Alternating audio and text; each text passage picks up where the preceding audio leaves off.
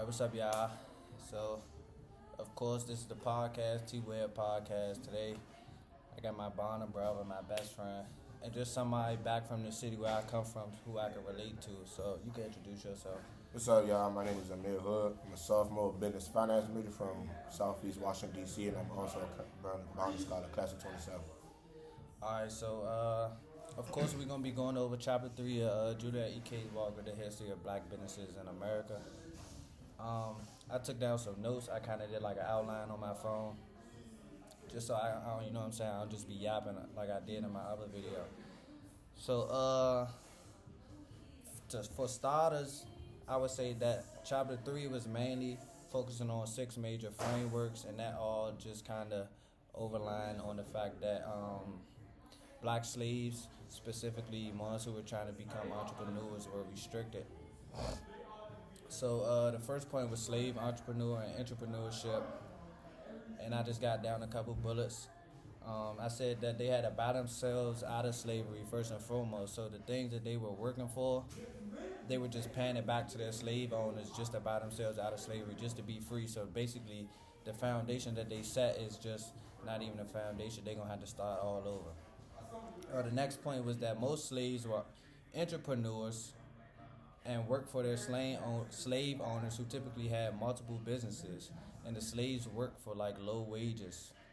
Like I said in the previous, they were working to either like buy themselves out of slavery, maybe purchase land or whatever. But for the most part, they was basically just giving back. They was donating, I would say, to the slave owners.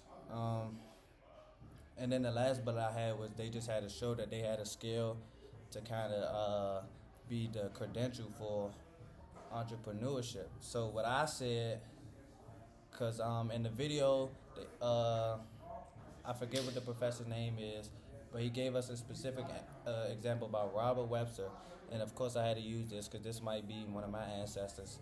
But basically, he had a slave owner.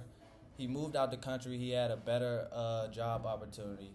But if he would have took his slave with him, then the slave would have become a free slave. And of course, the slave owner didn't want that. So he made him stay in Atlanta, and Robert Webster had to pay his slave owner to stay in Atlanta and conduct his business. So as he was making money for himself, he was paying it back to his slave owner to stay in Atlanta, Georgia, and conduct his business. So to me, I said this reminds me of like modern barbers, stylists, cosmetologists, and especially when we come from in DC, a lot of people have talents of doing hair, nails, lashes, things. So DC is kind of like a big state of entrepreneurship. Everybody wants to start a business, which could be a bad thing, but it's a good thing because it's like we some real hustlers. Like everybody want to make their own money. So yeah, I say it reminds me of like barbers and stylists and things of that nature because yes, they have their own suite, but they paying that suite to somebody else of a higher authority. So essentially, somebody owns the whole building, and then the barbers and stylists, they come in and they pay that person to rent out a suite. So the money that they're making, they're paying it back. You got anything to add on? Anything that reminds you of? Yeah, so I'll probably say that as well. I got a few friends who I grew up with who are now celebrity barbers in the DMV area. And with them being said, with them being young black men who are also trying to, put money in their pocket and also stay out of trouble and kind of motivate and inspire other people in our communities by being entrepreneurs, they themselves also have to pay rent, booths, and expenses and things like that. And I understand that as well because it's a business at the end of the day, and you got to invest in your business in order to get a profit out your business. And it's just the way we live. You got to pay bills, so pay bills is just how it is. But I most definitely can relate to that. That's why a lot of people tend to kind of don't even go to suites and rent booths because of them having to pay, which means they're taking money out of their pocket for themselves and for their family. To where people nowadays really, like we have mobile barbers in Washington D.C. We have people, hairstylists who also do their hair, who do clients' hair in their own homes, in their own bedrooms, just to make a living for themselves, to provide for themselves and their families. And what he's saying is the difference between, like he's not in this class, so he doesn't really know what we're talking about. I mean, he may, but I'm not sure. But what he just said is the true definition of entrepreneurship versus entrepreneurship. People choosing to pay for a suite versus people choosing to save that money and work out of their own homes. But the next point is slave women businesses, and I feel like he can kind of relate to this a little better because I come from a two-parent household, but my man right here, he comes from a one-parent household. He was raised by his mother. He has a little sister as well, so he kind of has that I wouldn't say I don't have the vulnerability, but he has more of a sense of vulnerability for women and kind of what they go through, being as though he has more in his household. But of course, women, we all know they got even lower wages than male slaves, so they were practically working for free. Because they didn't have women rights. Yeah. They didn't have women rights. And then at that, they were typically held to gender roles, so maybe, or not even maybe, but even if they didn't want to do something, they had to do something. So like sewing, cooking, cleaning, doing things of that nature, maybe doing hair, nursing, things of that nature, they had to stick to that. Like they didn't have no choice. And then a big thing, which is really understandable because women love their children, but women, they work to buy their children out of slavery. So it's like they putting in more work than the men, they getting less than the men, and it's still not even benefiting themselves. The last point I say would be slave owners tried to humble slaves by limiting their businesses. They didn't want they didn't want to work for blacks, or they didn't want the blacks to get too successful. So what I relate that to in modern society is Kamala Harris and the presidential election, because first of all, there's never been no woman president, and then at that we would consider her as black or African American. So a lot of people doubt her that she can't win because she's a black woman. African American, but she's a woman first. And she's a woman. Second, well, I say it's because of her race first, and second is because of her better woman, because of women not having the same fear and advantages as men because of women being decriminalized, not decriminalized, but women just not having the same equal rights as men. Yeah.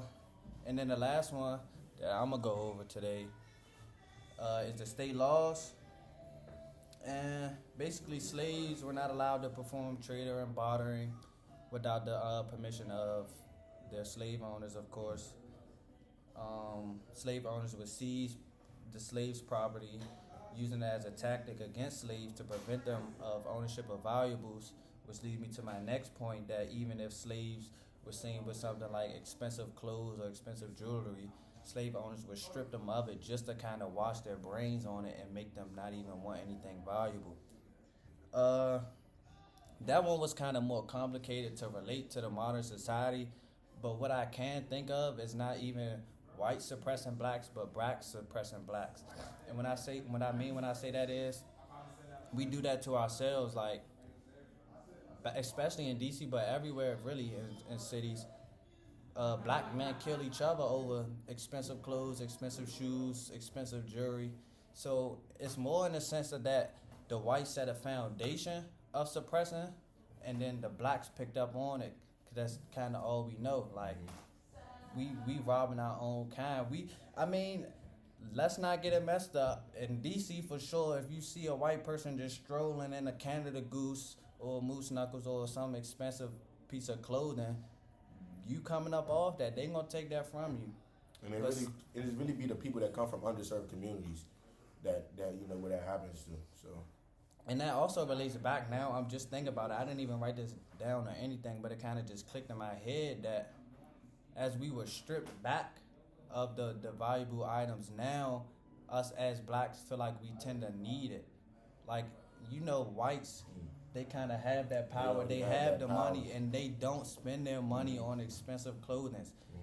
The expensive clothing brand owners mostly are white. And us as black, we feel like, oh yeah, we come from nothing. We ain't never had no designer. We gonna go and get some designer now. And now it's like the same thing back then. Like, we working for our money just to give our money back to the white people.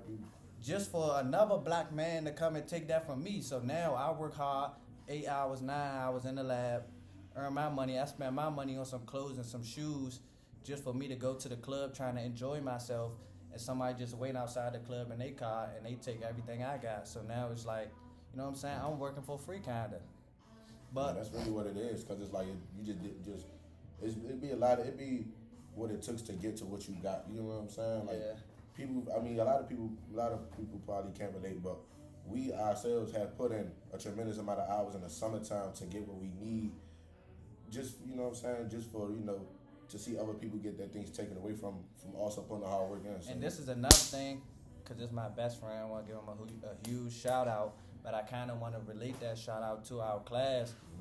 You could tell them about your summer, how your summer went, and then I'll say what I got to say. So pretty about much that. my summer was a hustler. I mean, I had a hustling ambition mindset summer to where I was working 3 consistent jobs, working 7 days a week, sometimes 16 hours a day. And the reason why I was doing that is so I could be able to get a car. Me coming from a not so financially supported household, majority of my responsibilities and wants and needs are on myself, and I'm perfectly fine with that because I feel like those things like that install discipline and character into myself. But I worked 3 jobs this summer to be able to purchase my own car by myself with my name on the own title, and handling a real important milestone in my life as a young man. So congratulations to everybody. Y'all make sure y'all congratulate him on that. But I got a question. So imagine that, God forbid, but imagine that you would, like someone came up and they stripped you of your hard earnings, all the things that you invested into your car. Imagine somebody just came up and they took your car. How would you kind of feel about that? In reality, I'll feel crushed, and it would kind of make me feel some sort of way, and that would be something that I would have to get over, over a certain amount of time.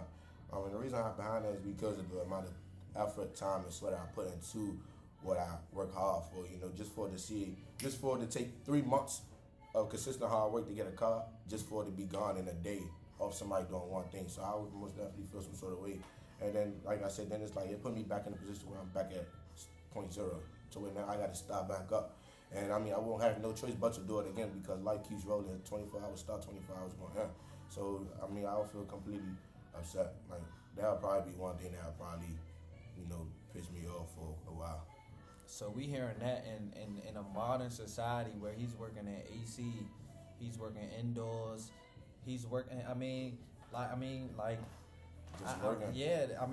But it's in upgraded conditions, and I'm saying that to say that that's how he feels now. So imagine how the people back then felt when they was outside working. They didn't have nothing else but work to do. They working all day from sun up to sundown, just for them to benefit someone else, just for the slave owners to strip them of their money. So I feel like this was a good episode of the podcast. We got 2 talkers right here. My best friend, he really a talker, so it was only right that I had him. So I appreciate you for coming out here, supporting me. We locked in Morehouse Bonner, class of 27. just automatically the best video off of that. But y'all already know how that go. T-Web out.